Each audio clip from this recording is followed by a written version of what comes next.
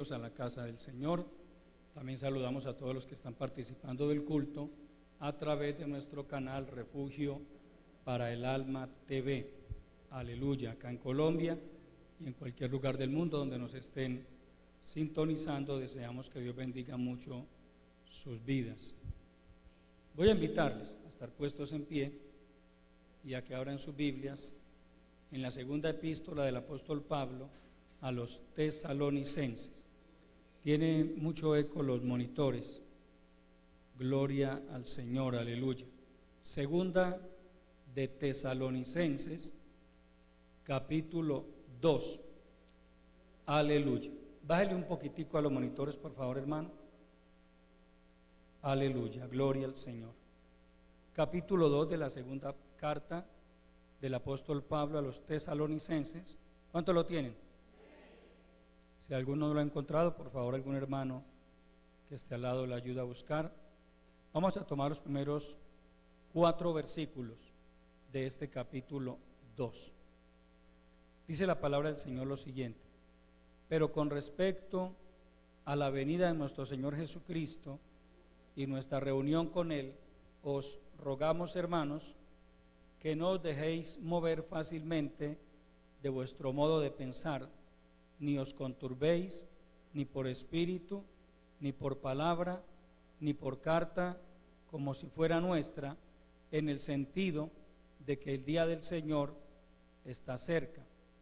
Nadie os engañe en ninguna manera, porque no vendrá sin que antes venga la apostasía y se manifieste el hombre de pecado, el hijo de perdición, el cual se opone y se levanta contra todo lo que se llama Dios o es objeto de culto, tanto que se sienta en el templo de Dios como Dios, haciéndose pasar por Dios.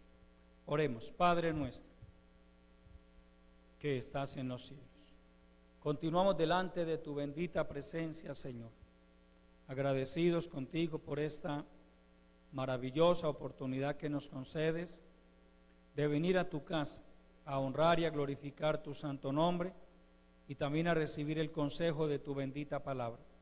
Abrimos nuestros corazones, Señor, ilumina nuestro entendimiento de tal forma que podamos recibir tu palabra con fe, que podamos entenderla y que también nuestros corazones estén dispuestos para ponerla por obra, Señor. Lléname de tu gracia, Padre. Úngeme con tu Santo Espíritu.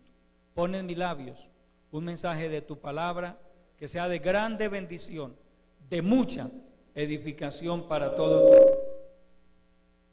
todo tu pueblo. Estaba bien, hermano, como lo tenían. Padre, por favor, bendice mi vida, úngeme con tu Santo Espíritu, envía la palabra, Señor, en el nombre de Jesucristo. Te lo pedimos y te damos a ti la honra, la gloria y el reconocimiento que solo a ti pertenecen. Amén. Aleluya. Tomen asiento, mis amados hermanos.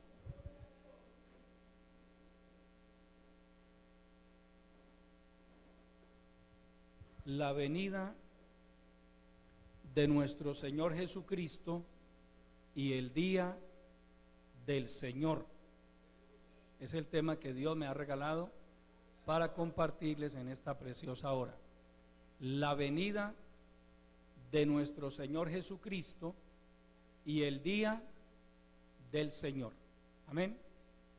Voy a invitarle, amado hermano, a que preste atención a la enseñanza de la palabra para que le quede clara, gloria al Señor, porque es un tema que para muchos es un poco complejo.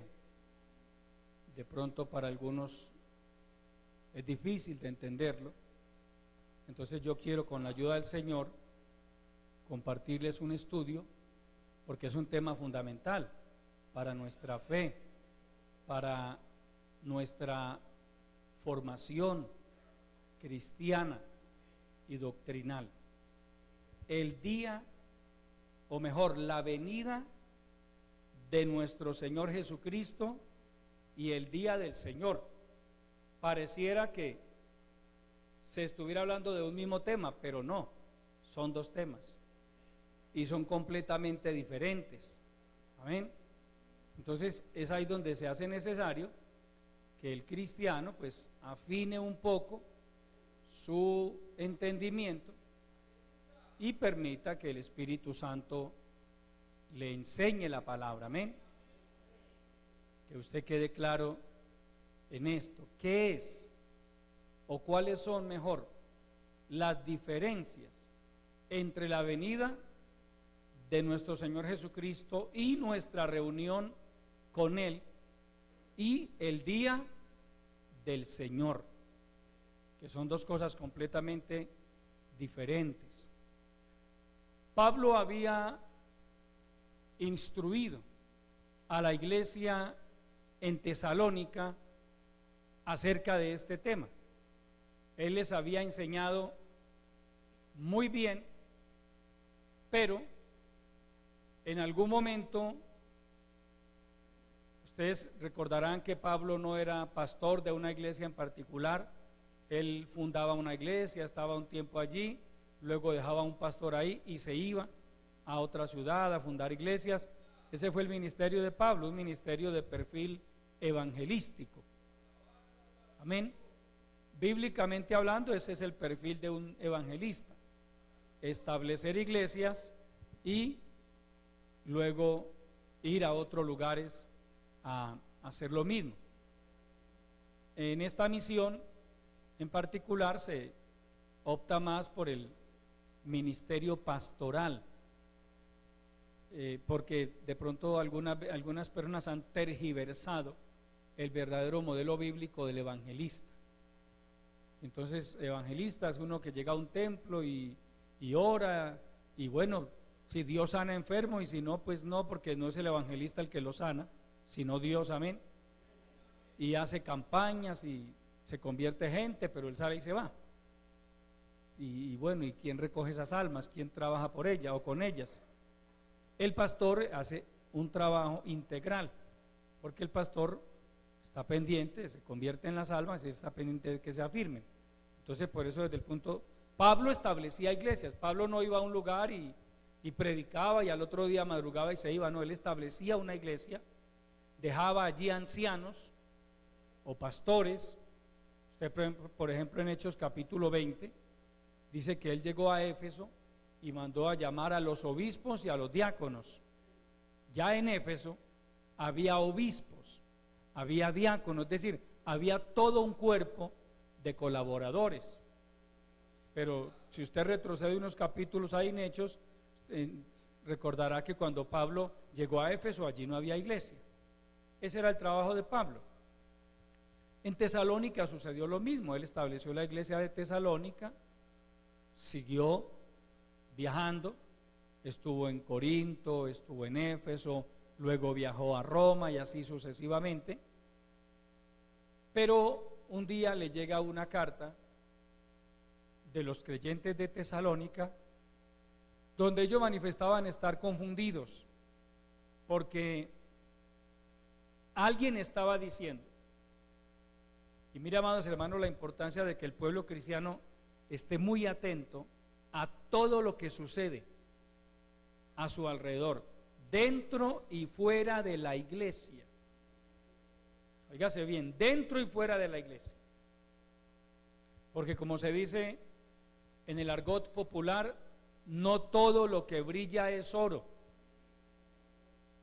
Pablo, mire lo que les dice en el verso 1: pero con respecto a la venida de nuestro Señor Jesucristo y nuestra reunión con Él, os rogamos, hermanos, que no os dejéis mover fácilmente de vuestro modo de pensar, ni os conturbéis, ni por espíritu, ni por palabra, ni por carta, como si fuera nuestra, en el sentido de que el día del Señor está cerca.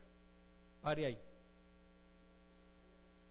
Pablo, por la carta que ellos les enviaron, los notó perturbados, preocupados, confundidos, porque es que Él les había enseñado la palabra.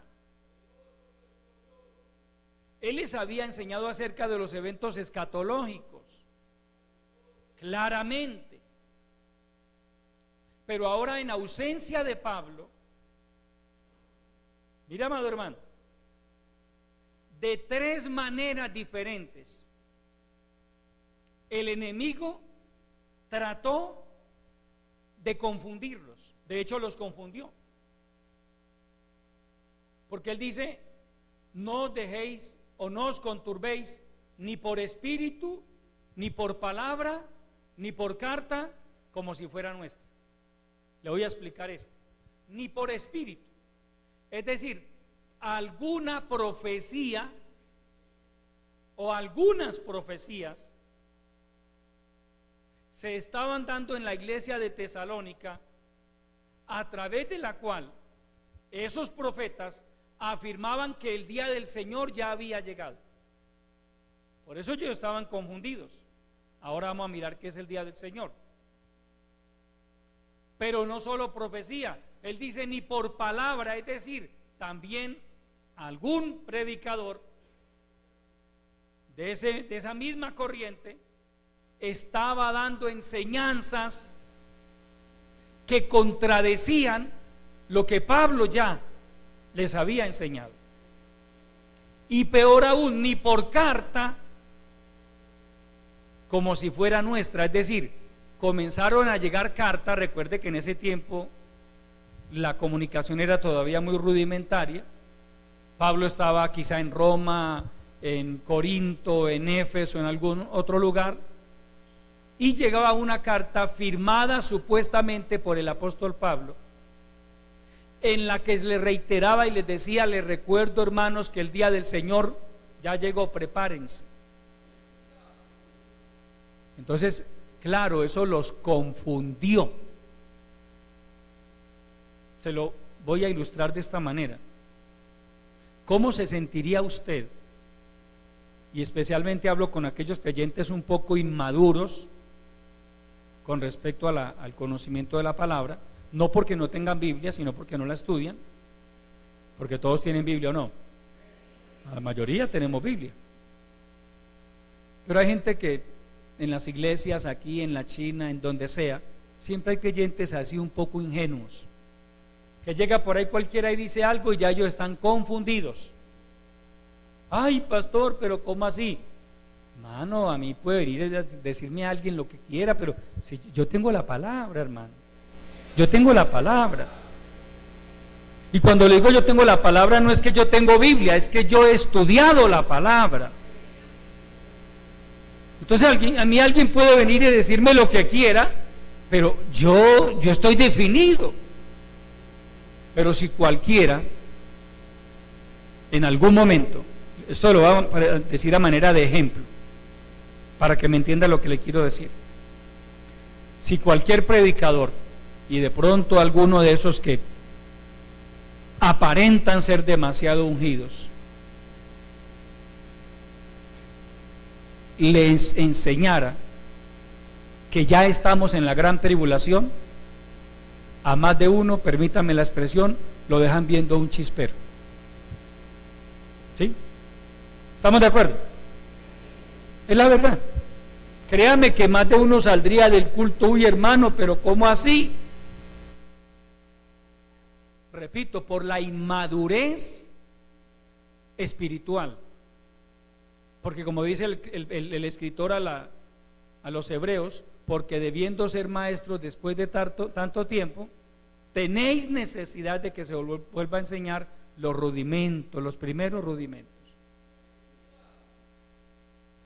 Para que usted me entienda lo que Pablo está tratando acá, hubo predicadores en Tesalónica y hubo profetas que empezaron a decirles: ya llegó la gran tribulación.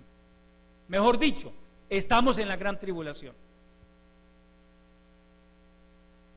Es por eso que Pablo les dice: no se confundan. Y más adelante vamos a mirar, con la ayuda del Señor, que Pablo les dice: acuérdense que cuando yo estaba con ustedes, Les había enseñado todo esto. Es más, cuando les llegó la segunda carta, ellos ya habían recibido la primera, ¿o no? Por supuesto. Si hablamos de primera y segunda de Tesalonicenses, fue porque primero llegó la primera. Y la primera carta de los tesalonicenses es rica en doctrina y en escatología también. Ahorita vamos a mirar un poco allá con la ayuda del Señor. Entonces, mire, amado hermano, que a pesar de que tuvieron un maestro como Pablo, llegó un falso profeta, llegó un predicador de esos que salen por ahí con enseñanzas raras, y encima llegó alguien más y escribió una carta y la hizo llegar a nombre de Pablo. Ellos estaban aterrados. Entonces vuelva a leer el verso 1 para que entremos en contexto. Pero con respecto a la venida de nuestro Señor Jesucristo y nuestra reunión con Él, os rogamos, hermanos, que no os dejéis mover fácilmente de vuestro modo de pensar, ni os conturbéis ni por espíritu, ni por palabra, ni por carta, como si fuera nuestra, en el sentido de que el día del Señor está cerca. Si alguno de ustedes leyó con atención el pasaje, se da cuenta de que no está hablando de dos eventos. Pablo está hablando de dos eventos: la venida de nuestro Señor Jesucristo y nuestra reunión con Él, y el día del Señor. Y Pablo les habla así porque es que ya les había enseñado esto. Ellos sabían qué significaba la venida del Señor y qué significaba el día del Señor. Amén. Por eso les dice: no se dejen confundir, ni por su modo de pensar, ni por espíritu. Es decir, que alguien llegue con profecía. Mira, amado hermano, la importancia de que el pueblo, y voy a usar una expresión un poco coloquial, nosotros no debemos tragar entero, hermanos. No trague entero. La profecía hay que analizarla, hay que discernirla. Lo que cualquiera profetice que no tenga un sustento bíblico, yo personalmente no lo creo. No lo creo. Y por aquí han pasado ciertos profetas que en algún momento he tenido que prohibirles seguir profetizando. Claro, no les gusta, no les ha gustado, pero hermanos, ¿son ellos o es la congregación? Yo no puedo permitir que alguien venga y en mis propias narices venga y empiece a confundirme el pueblo. No, amado hermano, yo he tenido que pelear con situaciones. Algunos de ustedes las desconocen porque uno por ética no habla de eso en el altar, pero he tenido que hacer. Y he tenido que decirle a algunas personas: no me profetiza más. Y mucha gente dentro de la iglesia maravillada que porque qué hombre o qué mujer de Dios. ¿Por qué? Por la inmadurez, porque hermano, esto no es que así dice Jehová, sí, así dice Jehová. Pero cuántos a través de la historia bíblica, lea el Antiguo Testamento, léase nada más el libro del profeta Jeremías, para que usted se dé cuenta cuántos falsos profetas hubo en medio de Israel durante el tiempo de Jeremías. Dios mismo tiene que salir a decirles: ellos hablaron en mi nombre, pero yo no les mandé a hablar. Entonces la profecía no se traga entera, amados hermanos. La profecía se discierne, se analiza, se confronta con la misma palabra. Amén. En lo personal se lo digo, mientras para otros, uy hermano, qué bendición, yo he escuchado profecías que a mí me dejan preocupado.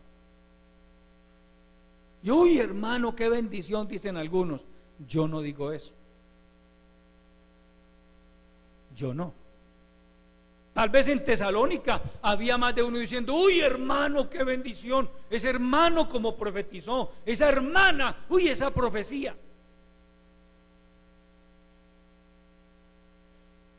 Y no vaya a decir después es que el pastor no cree en las profecías. No vaya a decir eso, que yo no estoy diciendo eso. Yo creo en la profecía de Dios, del Espíritu Santo. Dios a mí me ha hablado en profecía en varias ocasiones, y la mayoría de esas profecías ya me las cumplió. Hay otras que todavía no me ha cumplido, pero Él dijo que me las va a cumplir, porque Él es fiel. Entonces yo creo en la profecía, pero cuando viene de lo alto, del Espíritu de Dios. Pero también creo por la palabra y entiendo por la palabra que de tiempo en tiempo se levantan falsos profetas en medio de la iglesia de Cristo. Les conté que hace algún tiempo a un pastor, buen pastor, yo lo conozco, muy trabajador, buen pastor. Estábamos en plena convención acá en la ciudad de Medellín y alguien llegó y le profetizó de una manera tan impresionante que el hombre quedó afectado y tuvo que pedir cita con una de las autoridades porque él quedó supremamente afectado, porque a través de esta profecía Dios supuestamente le decía que lo iba a mandar al infierno. Qué tremendo, hermano. Pero lo que no sabía este hermano era que a esa persona que le profetizó en la iglesia donde asistía ya le habían prohibido seguir profetizando. ¿Qué no haría cuando ya le habían prohibido que profetizara? Hermano, Dios nunca le va a decir, si usted es un creyente fiel, Dios nunca le va a decir a usted que lo va a mandar al infierno. Es que eso es antibíblico. Eso es antibíblico. Amén. El mismo Señor Jesucristo dice que Dios no lo envió a condenar al mundo, sino para que el mundo sea salvo por él. Entonces, menos a nosotros que luchamos día tras día para mantenernos fieles a él, en medio de luchas, de dificultades, de debilidades, pero aquí estamos peleando la batalla, amados hermanos. Entonces, que llegue alguien a decirle a usted, mire, en profecía, así dice Jehová, te va a mandar al infierno. Si usted, al menos este hombre pidió orientación, habló con una autoridad, le dijeron no le haga caso a eso, a esa persona le prohibimos que profetizara, ya él quedó tranquilo. Y le repito, yo doy testimonio de que ha sido un buen pastor, yo lo conozco hace muchos años. Pero mire cómo alguien con una profecía puede inclusive destruir a otra persona, con una profecía. Por eso la profecía hay que analizarla. Tal vez en Tesalónica muchos decían, hermano, qué bendición esa profecía. Uy, esa hermana como la usa Dios, ese hermano como lo usa el Señor. Uy, hermano. Algunos dicen, mire cómo me pongo. Ay, hermano, yo prefiero más bien ponerme a mirar la palabra. Porque es que la Biblia no dice, mire, si se pone arrozudo, como decimos nosotros. No, eso no dice la Biblia, hermano. ¿O sí dice eso su Biblia? Si usted se pone arrozudo es porque eso es de Dios. No, hermano. Mire cómo nos falta madurar, hermano. Si usted se eriza es porque eso es de Dios. No, vaya a la palabra. Vaya a la palabra. No seamos emocionalistas. Hermano, mire cómo me pongo. No, es que no es como usted se ponga, hermano. Es que dice la palabra. Pero en Tesalónica, gloria a Dios, que había otros creyentes diferentes y comenzaron a decir, aquí está pasando algo raro. Y no falta uno de esos líderes con discernimiento espiritual, con amor por la iglesia, que los hay, gloria a Dios, que dijo, yo le voy a escribir al apóstol Pablo, pero aquí algo anda raro. A mí no me parece esto. Pablo no nos enseñó esto. Y le escribieron: hermano Pablo, pasa esto y esto en la iglesia. Ha pasado a través de profecía. Fulano de tal también predicó. Y llegó una carta. La carta dice que la envió usted. Claro, Pablo inmediatamente reacciona. Y esto es lo que lo lleva a escribir segunda de Tesalonicenses. Por supuesto, excelente, gloria a Dios. Dios usó eso que estaba pasando en Tesalónica, porque esta segunda carta de Tesalonicenses también tiene un contenido doctrinal rico para la iglesia. Pero mire, a una iglesia formada por el apóstol Pablo, y la estaban confundiendo. Tenía más de un creyente asustado, hermano, pero ¿cómo así? Vino la gran tribulación y no nos dimos cuenta. Eso es lo que estaban diciendo, porque eso es lo que les estaban enseñando. Entonces, repito, los dos primeros versículos, porque esto hay que estudiarlo, hermano, con detenimiento, despacio.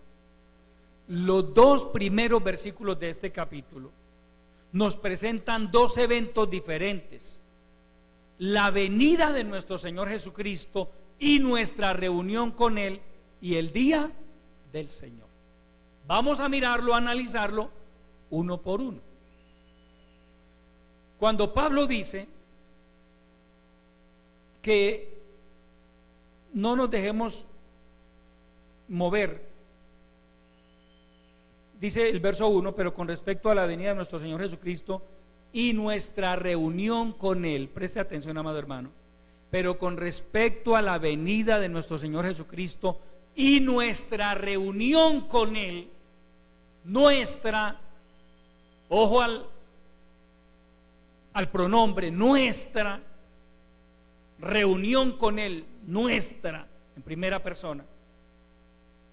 Está hablando de cristianos, no está hablando del mundo. Entonces, la venida de nuestro Señor Jesucristo y nuestra reunión con Él es el rapto de la iglesia, es el arrebatamiento de la iglesia. Lo que estaban diciendo esos maestros que aparecieron en Tesalónica es que el rapto ya había pasado y que ahora estaban en plena gran tribulación. Y hermano, con la cantidad de falsos profetas que hay en este tiempo, no tiene nada de raro que salga por alguien a decir: ya Cristo vino por la iglesia. Y como no estaba ninguno preparado, pero ya empezó la gran tribulación. De hecho, por ahí hay una secta de error que dice que Jesucristo está reinando en el mundo ya desde 1914. ¿Algunos de ustedes lo han escuchado? Sí.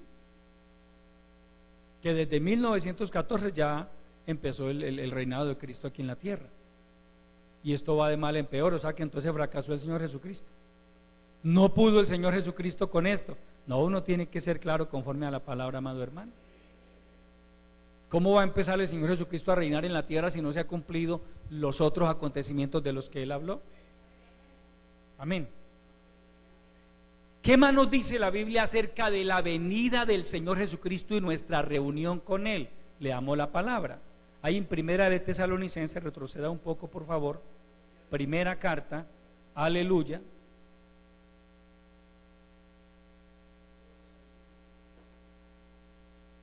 Capítulo 2, primera de Tesalonicenses, capítulo 2, verso 19. Porque ¿cuál es nuestra esperanza o gozo o corona de que me gloríe? ¿No lo sois vosotros delante de nuestro Señor Jesucristo en su venida? Amén. En su venida, pero présteme atención, hermano, en el contexto en que está hablando de su venida por la iglesia. Amén, por la iglesia. Sigamos, capítulo 3 de esa misma carta, verso 13. Para que sean afirmados vuestros corazones, irreprensibles en santidad delante de Dios nuestro Padre, en la venida de nuestro Señor Jesucristo con todos sus santos. Capítulo 4, verso 15 al 17. Por lo cual os decimos esto, en palabra del Señor, que nosotros que vivimos, que habremos quedado hasta la venida del Señor, no precederemos a los que durmieron, porque el Señor mismo, con voz de mando, con voz de arcángel y con trompeta de Dios, descenderá del cielo, y los muertos en Cristo resucitarán primero. Luego nosotros, los que vivimos, los que hayamos quedado, seremos arrebatados juntamente con ellos en las nubes para recibir al Señor en el aire, y así estaremos siempre con el Señor. Y lea el capítulo 5, el verso 23. Aleluya. Y el mismo Dios de paz os santifique por completo, y todo vuestro ser, espíritu, alma y cuerpo, sea guardado irreprensible para la venida de nuestro Señor Jesucristo. Mire que en todo este contexto Pablo está hablando de la iglesia, de la venida del Señor Jesucristo por la iglesia. Pero con respecto a la venida de nuestro Señor Jesucristo y nuestra reunión con Él, ¿dónde nos vamos a reunir con Él? En las nubes. Él vendrá hasta las nubes, amén.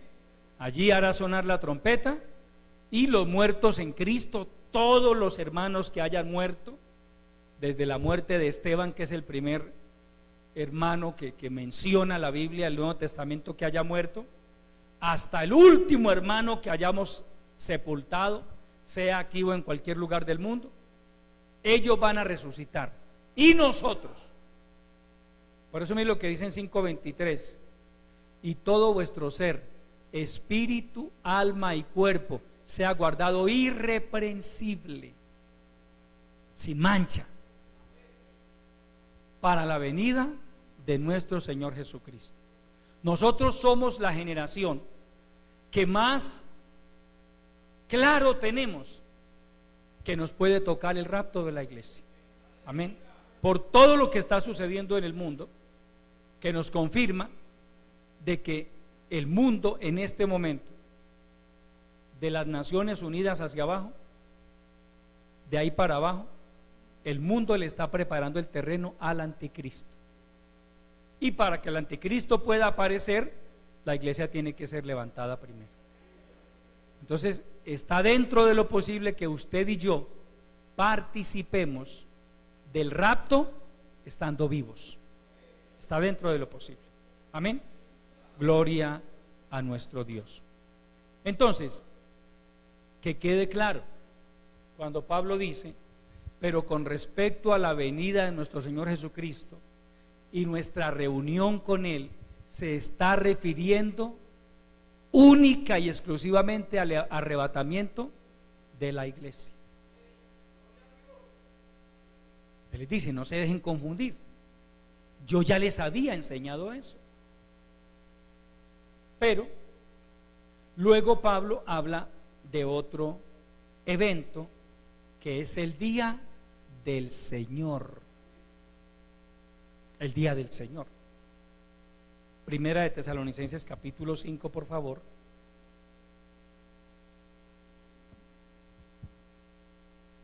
Pero acerca de los tiempos y de las ocasiones, capítulo 1, Primera de Tesalonicenses capítulo 5, verso 1. Pero acerca de los tiempos y de las ocasiones, no tenéis necesidad, hermanos, de que yo os escriba, porque vosotros sabéis perfectamente que el día del Señor vendrá así como ladrón en la noche, que cuando digan paz y seguridad, entonces vendrá sobre ellos destrucción repentina, como los dolores a la mujer encinta, y no escaparán. Preste atención al detalle, amado hermano. Mire que ya Pablo aquí no dice sobre nosotros, sino sobre ellos. Amén. Cuando Pablo habla de la venida del Señor, habla de nosotros. Nos incluye a todo el pueblo de Dios, a la iglesia. Pero cuando comienza a hablar del día del Señor, vuelva a leer verso 2: porque vosotros sabéis perfectamente que el día del Señor vendrá así como ladrón en la noche, que cuando digan paz y seguridad, entonces vendrá sobre ellos. ¿Quiénes ellos? El mundo, sobre ellos destrucción repentina, como los dolores a la mujer encinta. Ojo, y no escaparán ellos. Ya nosotros no tenemos nada que ver ahí. ¿Sí ve que son dos eventos completamente diferentes, amados hermanos? La venida del Señor Jesucristo y el día del Señor. Dos eventos completamente diferentes. Mientras que el primer evento, es decir, la venida de nuestro Señor Jesucristo y nuestra reunión con Él, habla de el arrebatamiento de la iglesia, de la reunión del pueblo cristiano con el Señor Jesucristo.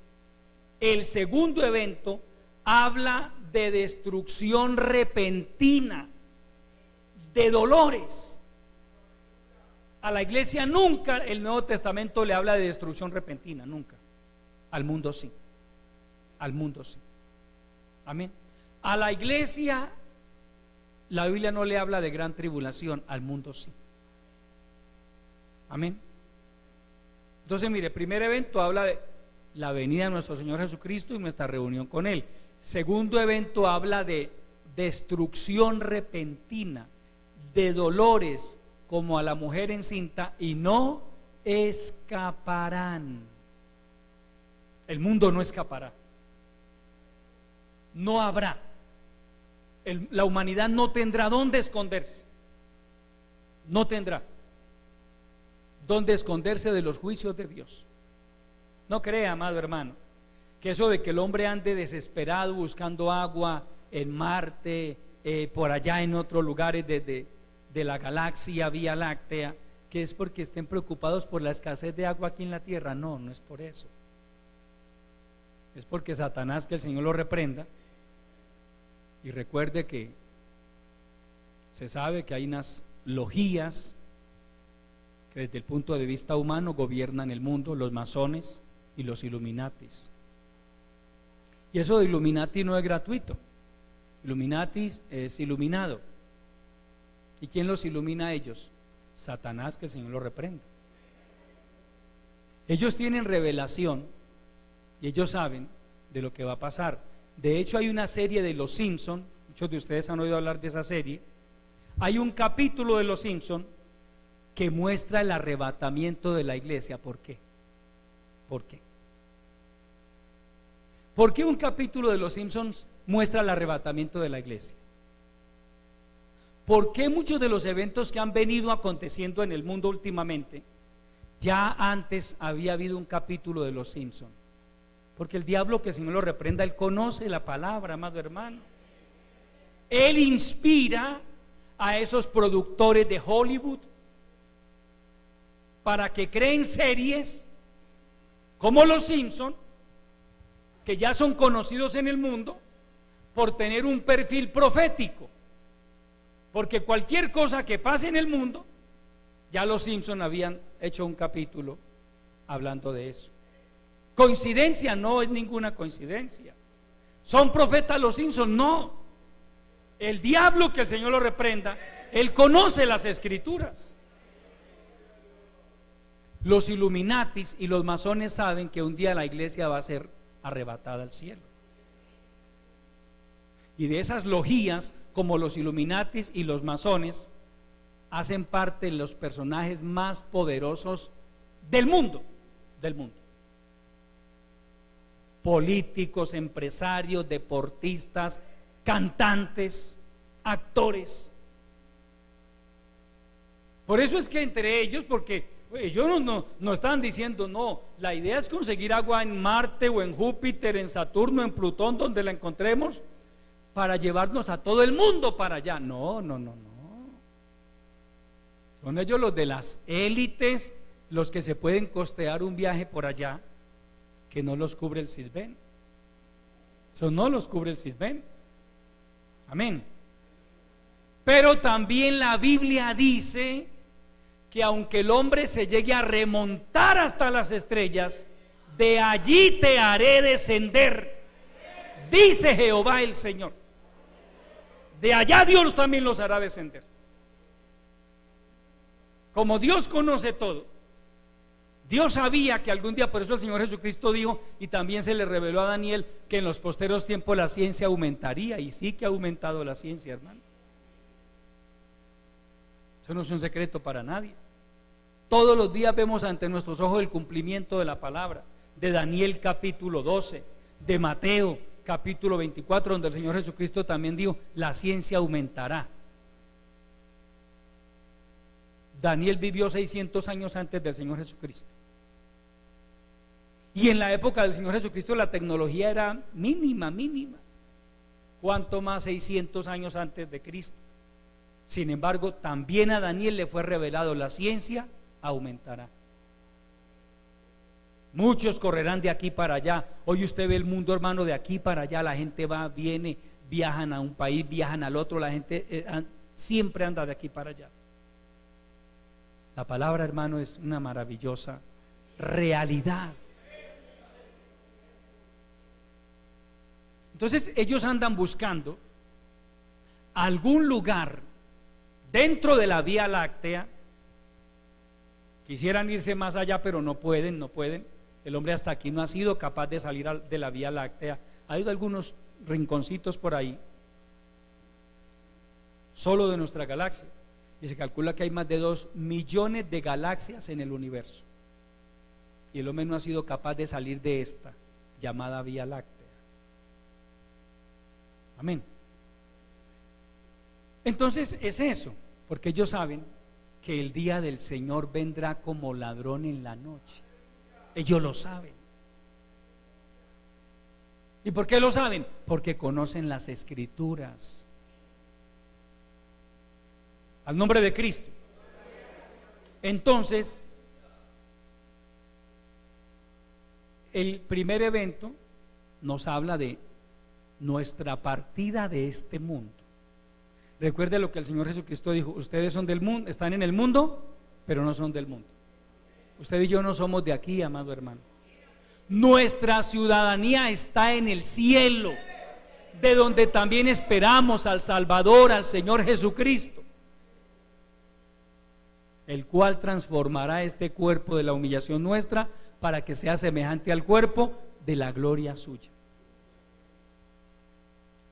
Sea que vivamos o sea que muramos, usted y yo vamos a ser transformados un día y vamos a ser arrebatados al cielo.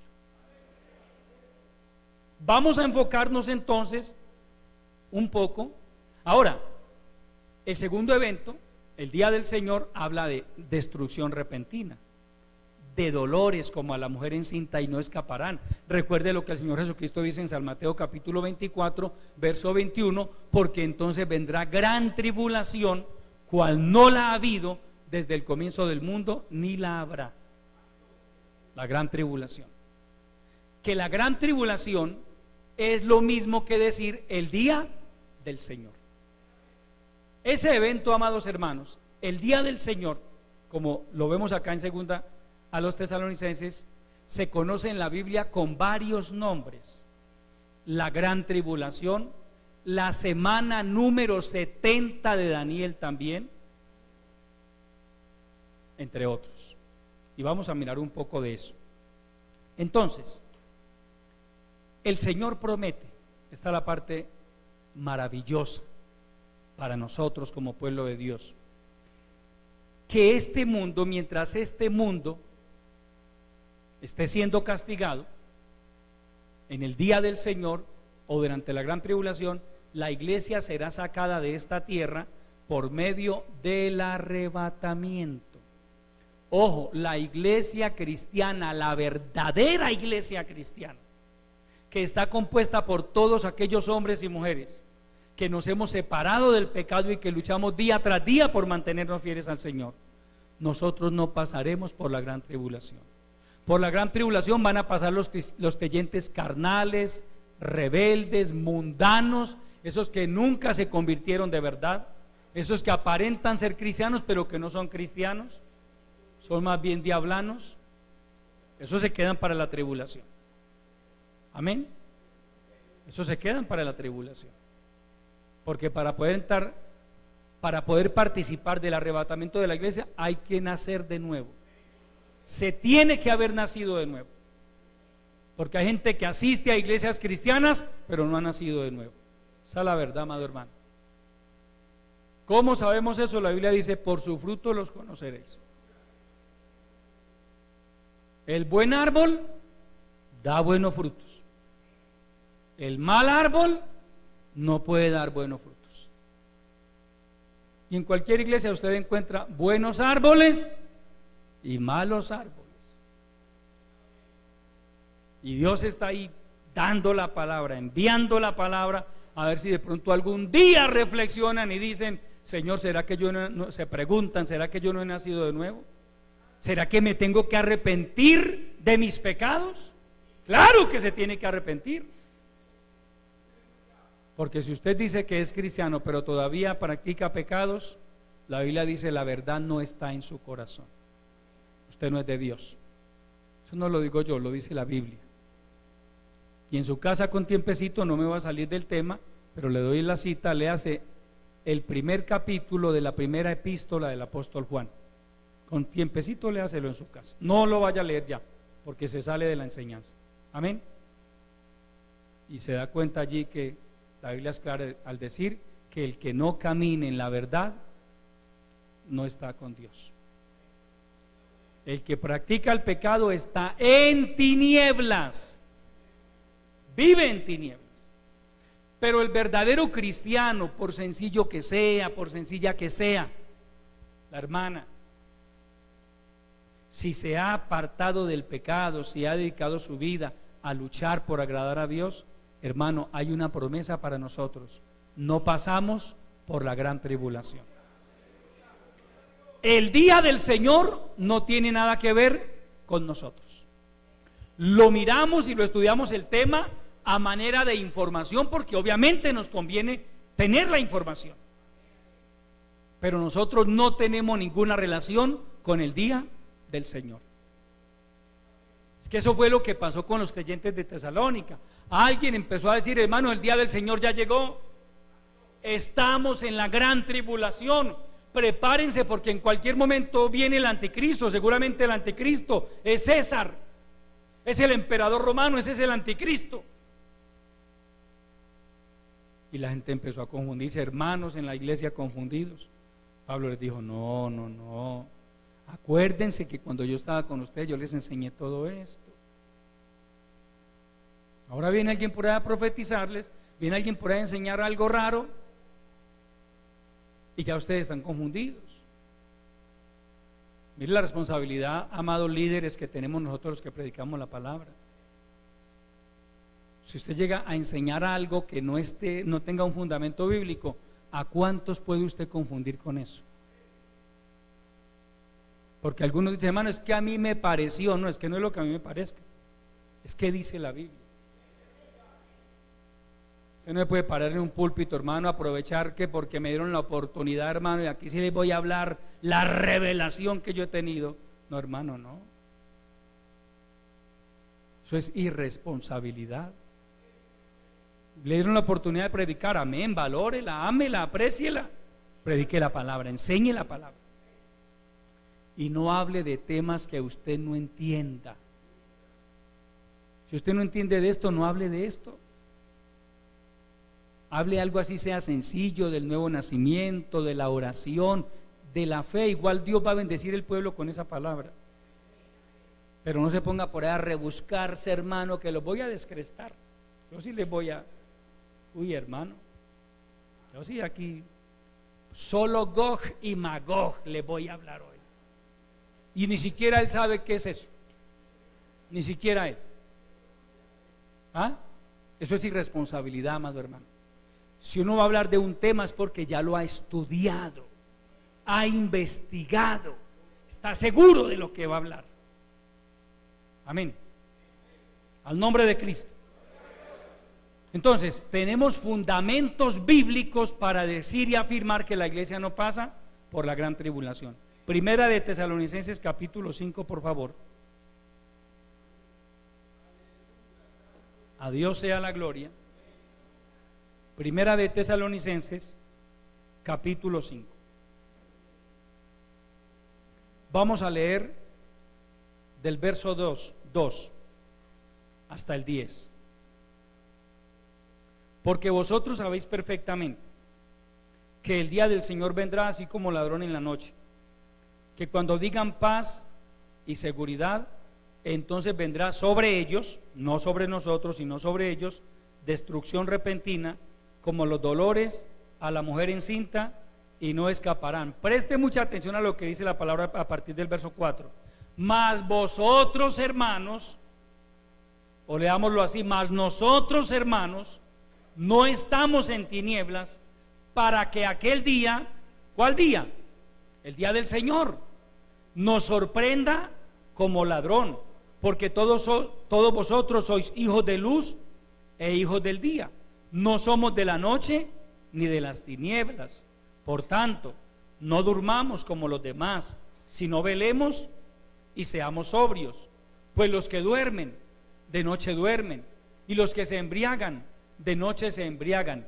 Pero nosotros, que somos del día, es decir, que somos de la luz, seamos sobrios, habiéndonos vestido con la coraza de fe y de amor, y con la esperanza de salvación como yelmo.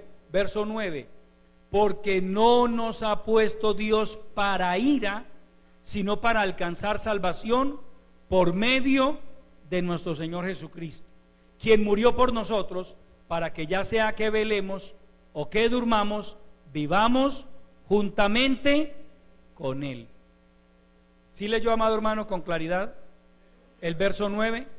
Porque no nos ha puesto Dios para ira. Es decir, a nosotros como iglesia de Cristo, el Señor no nos puso para pasar por la gran tribulación. Es eso, amado hermano, es eso. Vaya al primer capítulo de Primera de Tesalonicenses. Primer capítulo, por favor. Aleluya. Y lea el verso 10.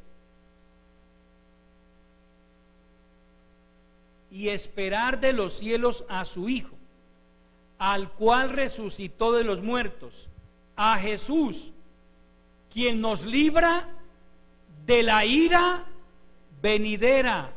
Preste atención, amado hermano y amigo. La Biblia habla de la ira venidera. La ira venidera. ¿Cuándo se va a desatar la ira venidera? Durante el período del cual nos está hablando Pablo, que se conoce como el día del Señor. Ahí, hermanos, se va a desatar la ira venidera. ¿La ira de quién? La ira de Dios. Esa es la ira venidera de la que habla la palabra. Y vamos a Apocalipsis capítulo 3, vamos a leerlo textualmente, que también nos habla, es una promesa para la iglesia. Apocalipsis capítulo 3, gloria al Señor.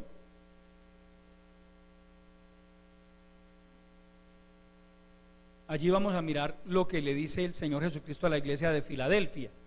Lea el verso 10. Mire, por cuanto has guardado la palabra de mi paciencia, yo también te guardaré de la hora de la prueba que ha de venir sobre el mundo entero para probar a los que moran sobre la tierra. Mira, amado hermano, otro nombre que la Biblia le da al día del Señor, la hora de la prueba que ha de venir sobre el mundo entero. La hora de la prueba que ha de venir sobre el mundo entero para probar a todos los que moran sobre la tierra. Ahí ya no va a estar la iglesia, porque el Señor nos dice: por cuanto has guardado la palabra de mi paciencia, yo también te guardaré. ¿Cómo nos va a guardar el Señor? Por medio del arrebatamiento de la iglesia. Amén. Por eso la importancia de que nos mantengamos preparados, amados hermanos, porque es que no sabemos cuándo viene el Señor. Mire, puede venir en un mes, puede venir en lo que resta de este año. Amén. Puede venir en un año. Ahora supongamos que no haya venido dentro de un año, pero dentro de un año usted puede haber muerto, o yo puedo haber muerto o no. Claro. Entonces lo importante es, como dice la palabra, sea que vivamos o que muramos, somos del Señor. Todos los que han muerto en Cristo, cuyos cuerpos están en el polvo de la tierra, van a resucitar. Cuando Cristo venga por la iglesia, ellos van a resucitar. Los creyentes que estamos vivos vamos a ser transformados. Lo cierto es que todos nos vamos. Los que han muerto en Cristo, sus almas están en el paraíso. Pero todavía falta el siguiente paso. Ellos están allí en ese lugar de descanso, en ese lugar de paz, del cual Pablo dijo: yo quiero irme para allá. Literalmente Pablo estaba diciendo: yo me quiero morir. La verdad les digo, yo me quiero morir. Yo prefiero partir y estar con Cristo, lo cual es muchísimo mejor. Por eso a Pablo no le asustaba el hacha del verdugo que lo iba a decapitar. Eso no le asustaba. Usted y yo estaríamos ya temblando ahí, hermano, en el piso. Pablo no. Pablo decía: ¿cuándo llegará ese momento? Porque es que él decía: partir y estar con Cristo allá es muchísimo mejor. No lo decía porque era un emocionalista. No, es que él estuvo allá. Solo puede decir alguien que estuvo allá. Yo no le podría decir eso a usted porque yo no estuve allá. Le hablo de lo que dice la Biblia. Al nombre de Cristo. Volvamos por favor a 2 de Tesalonicenses capítulo 2. Aleluya.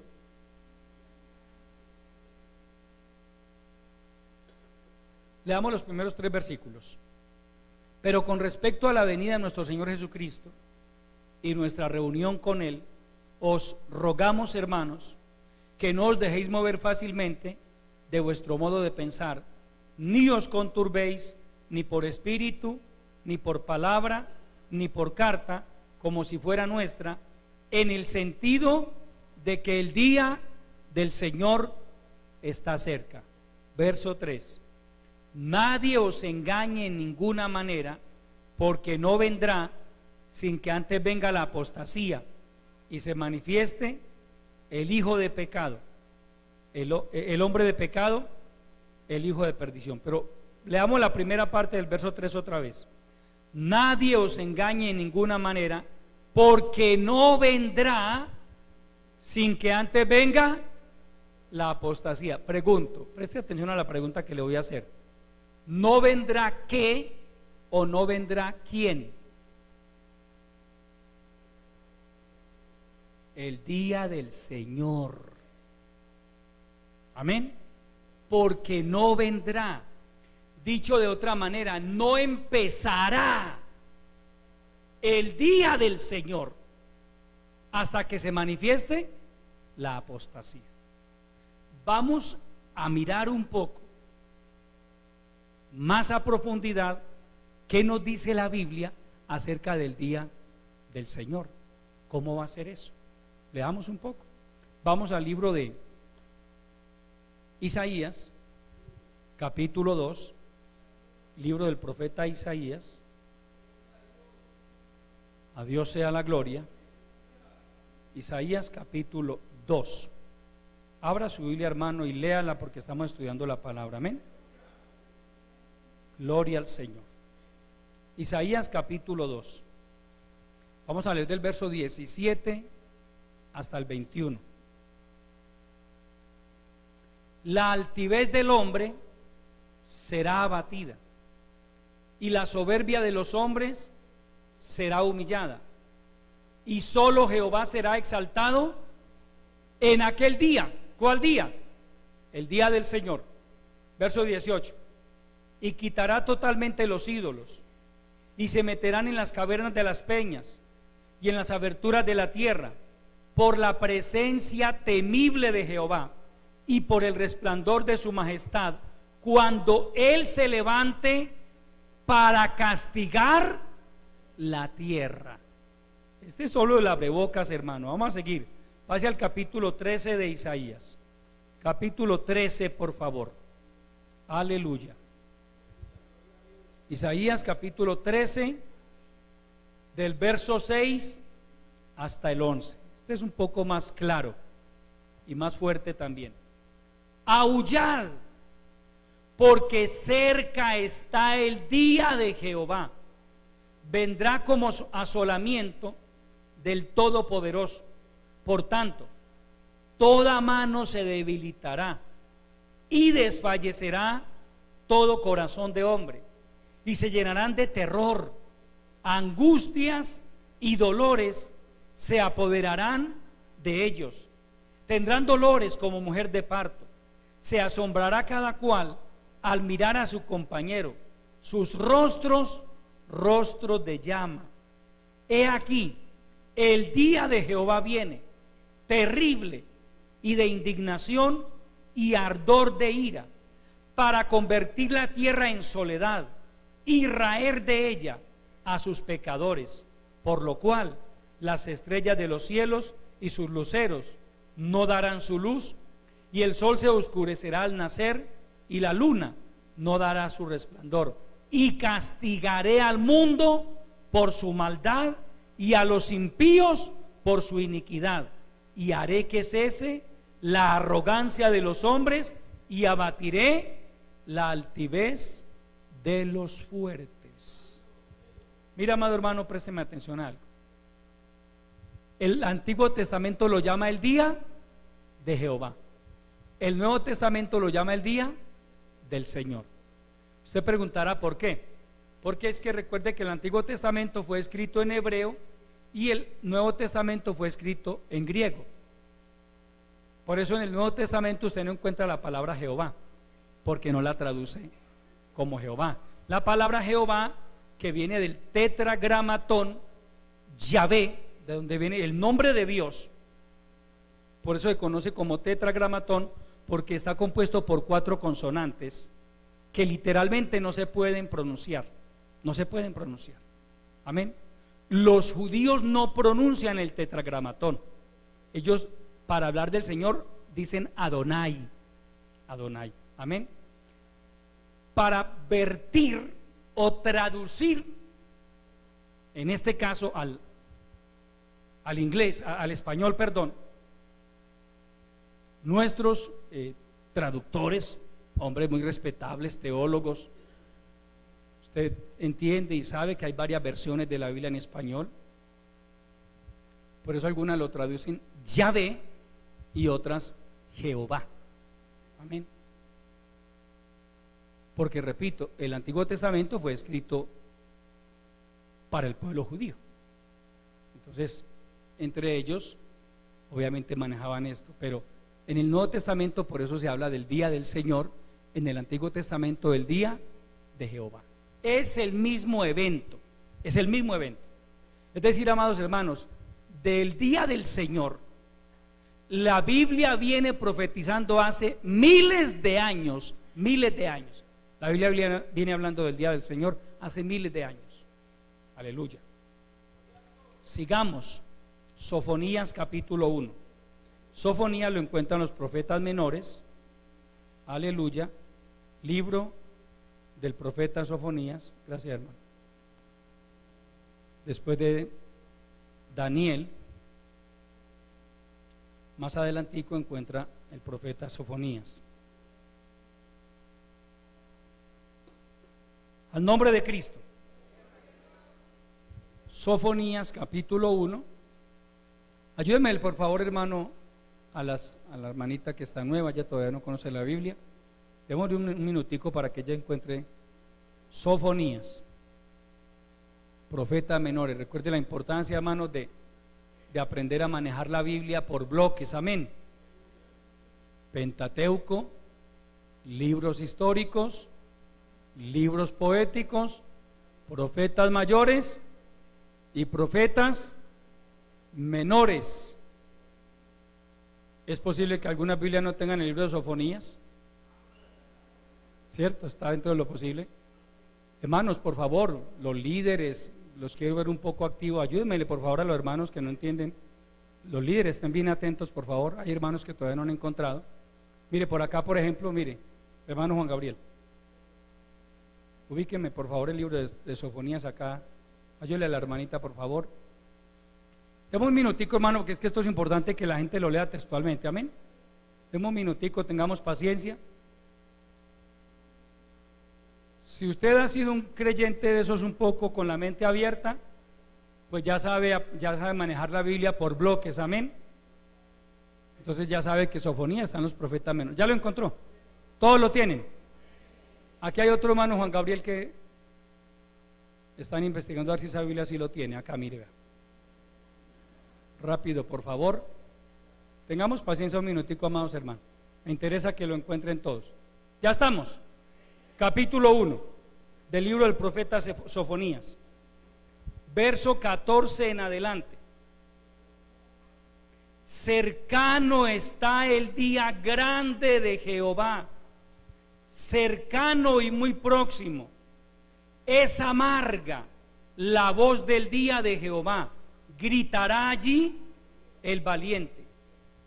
Día de ira, aquel día, día de angustia y de aprieto, día de alboroto y de asolamiento, día de tiniebla y de oscuridad, día de nublado y de entenebrecimiento, día de trompeta y de algazara sobre las ciudades fortificadas y sobre las altas torres. Verso 17. Y atribularé a los hombres y andarán como ciegos porque pecaron contra Jehová, y la sangre de ellos será derramada como polvo y su carne como estiércol. Verso 18. Ni su plata ni su oro podrá librarlos en el día de la ira de Jehová, pues toda la tierra será consumida por el fuego de su celo, porque ciertamente destrucción apresurada hará de todos los habitantes de la tierra. Oiga, amado hermano, mire lo que hemos leído y no nos hemos metido en Apocalipsis todavía. Mire solamente lo que hemos visto y no hemos tocado todavía el libro de Apocalipsis, que habla con detalles, con lujo de detalles, acerca de lo que hablaron Isaías, Sofonías y otros profetas del Antiguo Testamento. Es decir, en el Antiguo Testamento se nos da lo que es el abrebocas de lo que va a ser el día de Jehová. El Nuevo Testamento coge el tema y lo desglosa con lujo de detalles.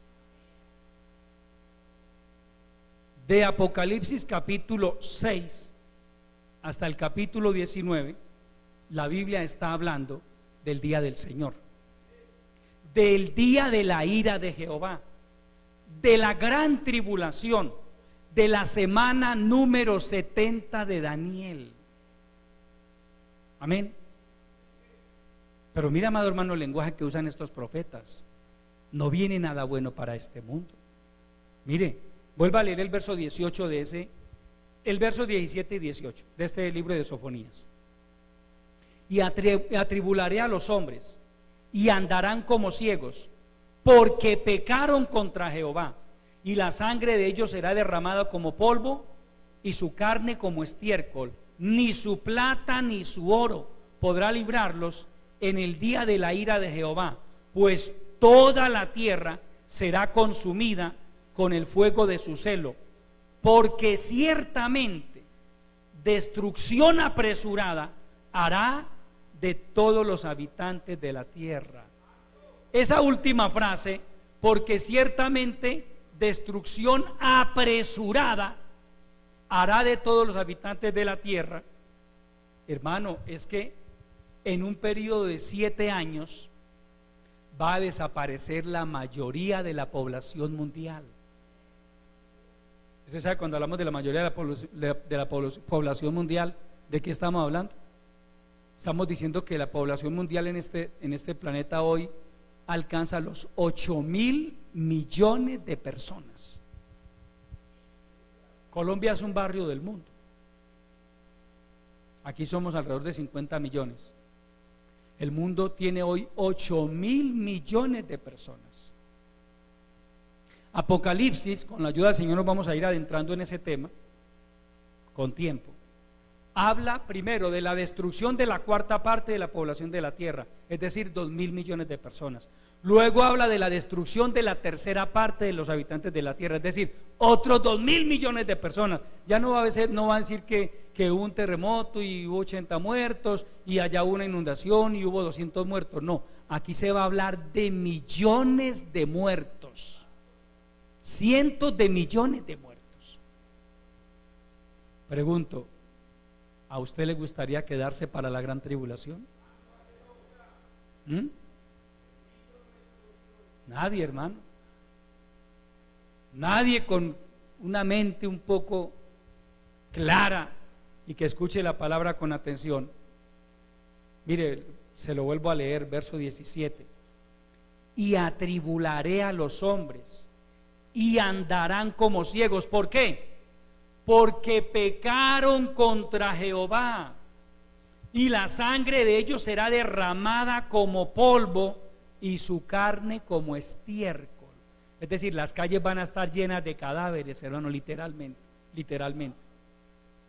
Ni su plata ni su oro podrá librarlos en el día de la ira de Jehová, pues toda la tierra será consumida por el fuego de su celo, porque ciertamente destrucción apresurada hará de todos los habitantes de la tierra.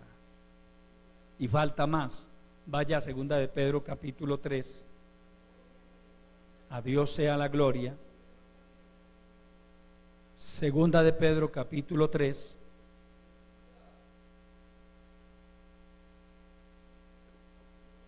Gloria al Señor.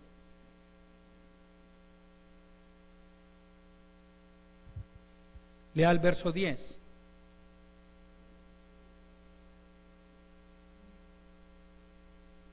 Gloria a Dios. Segunda de Pedro capítulo 3 verso 10.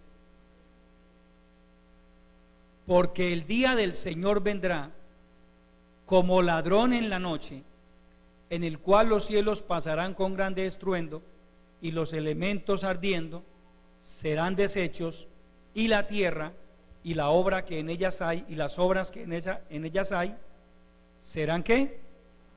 Quemadas. Eso es lo que le espera a este mundo, amados hermanos. Segunda de Tesalonicenses capítulo 2 verso 3 dice: nadie os engañe en ninguna manera, porque no vendrá, recuerde, no vendrá el día del Señor sin que antes venga la apostasía y se manifieste el hombre de pecado, el hijo de perdición. Mira, amado hermano, esto es apenas un pequeño abrebocas bíblico de este tema que es tan profundo, pero que a la vez es tan importante que usted y yo tengamos un conocimiento elemental acerca de él. Primero, el anhelo es que a usted le quede claro qué significa la venida de nuestro Señor Jesucristo y nuestra reunión con Él, y qué significa o de qué habla la Biblia cuando habla del día del Señor. El resto del tema, con la ayuda del Señor, lo vamos a seguir desarrollando la próxima semana. Amén. Vamos a estar de pie y le damos gracias al Señor por su bendita palabra. Padre nuestro, que estás en los cielos, Señor, yo te alabo, mi Dios. Mil gracias te doy por haberme permitido compartir esta enseñanza de tu bendita palabra con tu pueblo.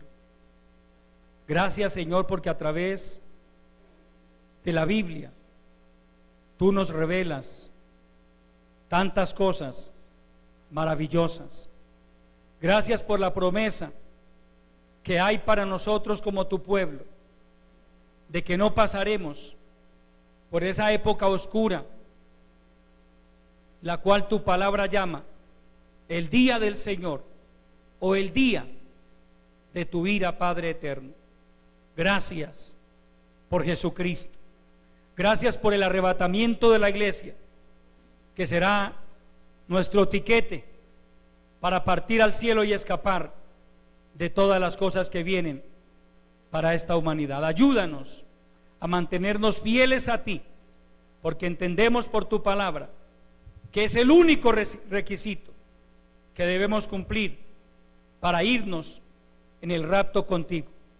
Mantenernos fieles a ti y a tu bendita palabra. Glorifica tu palabra, Señor, que ella no vuelva vacía a ti, sino que haga la obra para la cual la has enviado, y que siga siendo de bendición y edificación para todos tus hijos. En el nombre poderoso de Jesucristo te lo pedimos y te damos gracias. Amén. Aleluya. Hermanos, tomen asiento, por favor.